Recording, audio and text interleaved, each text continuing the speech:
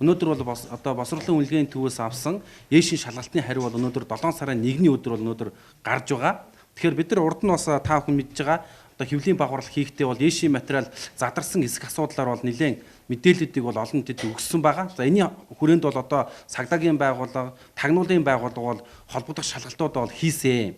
За мөн цагдаагийн ерөнхий газраас бол саяхан та бүхэн мэдж байгаа босруулалтын үнэлгээний төвтэй хамтраад бол 6 сарын 20-ны өдөр бол хэвлэлийн багварлал хийхдээ ээшийн материал бол одоо ерөнхийдөө задраагүй байна гэдэг асуудлыг бол хэлсэн байгаа. Энэ бол хуучин 41 одоо шогломтой буюу зөвхөн одоо нөгөө нэг ийм баркод биш зөвхөн одоо ийм бичгийн цаасан дээр бичсэн тэр одоо кодны асуудлын хариуг өгсөн. Харин бид бүхний хүсэж байгаа зүйл бол яг энэ тэр баркодтой холбоотой энэ хариултыг бол одоо бид бүхэн бол хүсэж байгаа. Гэтэ миний эмзэглэж байгаа зүйл болохоор зэрэг тийм ээ.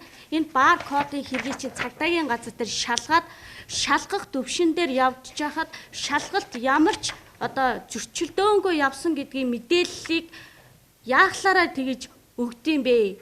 Яагаад тэр хүмүүст өнөөдөр ичих нүргөө шалгалтын цагдаагийн байгууллага шалгаа явж байгаа ямиг урьдчилж тэр 41 тестийн тэр өмнөх юмыг одоо ярьж тэгж өгж байгаа юм бэ гэдэг асуудал айгу эмзэглэж байгаа юм аа. 18-ны математикийн шалгалт 18-аас 18-ны өглөө 10 цаг өнгөрөөгөөд хүүхдүүд надаас багшаа ийм бодлого ирэх юм байна бодож өгөөч гэж хэлсэн. Би болохоор зэрэг тийм задарна гэж ямар юм бэ дээ худлаа гэдэг. Тэгтээ ямар гэж тгөө нөгөө бодлогуудын бүгдийг бодож өгсөн л дээ. Бодож өгсөн асуусан бодлогуудыг бодож өгсөн. Тэгээ орхицсан байсан. Тэгсэн чинь 22-ны өдөр юм байна. 22-ны өдөр нэг хүүхд над руу уцтаад би хотод ч явж таарсан. Хөдөө явж яадаг хүн. Тэгээд надаас би нэг урьдчилсан байдлаар санаа зовоод бол үгүй миний оноо ер нь хэд юм болоо гэд над нөгөө тестийнхаа материалыг авчирч харуулсан чинь нөгөө бодлогууд нь яг байсан. Тэр бол баталгаатай. Тэгээд би тэр охинд хэлсэн. Наадах чинь надаас хүүхдүүд асуугаад бодулж исэн би вариантын бодлого байна штэ гэдгсэн чинь багшаа та ийм шодрог ус юмны тухай дугуй байгаадах дээр дугаараач гэдэг. Тэдний зүгээс хоёр асуудлыг тавьж байна. Нэгдүгээрт эсэлтийн шалгалтын материал задарсан хэсэгт цагдаагийн байгууллага одоо ч шалгалт хийж байгаа. Гэтэл шалгалтын ажиллагаа үргэлжилж байхад дундаас нь эсэлтийн ерөнхий шалгалтын материал задраагүй гэж мэдээлсэн гэлээ.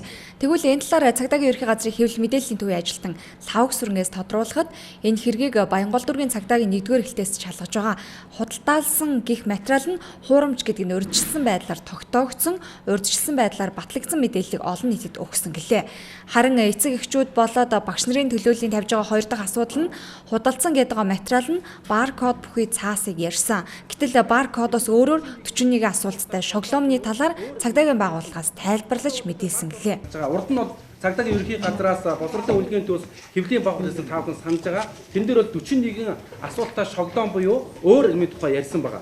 Одоо бол бид нар баркодтой холбоотой асуудлыг бол шалгаад удахгүй хариулах гарнах гэж найдаж байна. За бид бүхний нэгж байгаа мэдээлэл бол өнөөдөр хууль хяналтын байгууллага, цагдаагийн байгууллага тогтоогоод яаралтай хариуг өгөөч гэж бүхэн хүсэж. Багш эцэг эхчүүдийн төлөөлөл цаашид ирэх хичээлүүдэд ийм асуудал үүсэхгүй талаас нь бүх арга хэмжээг авах хэрэгтэй хэмээн энэ үеэр санууллаа.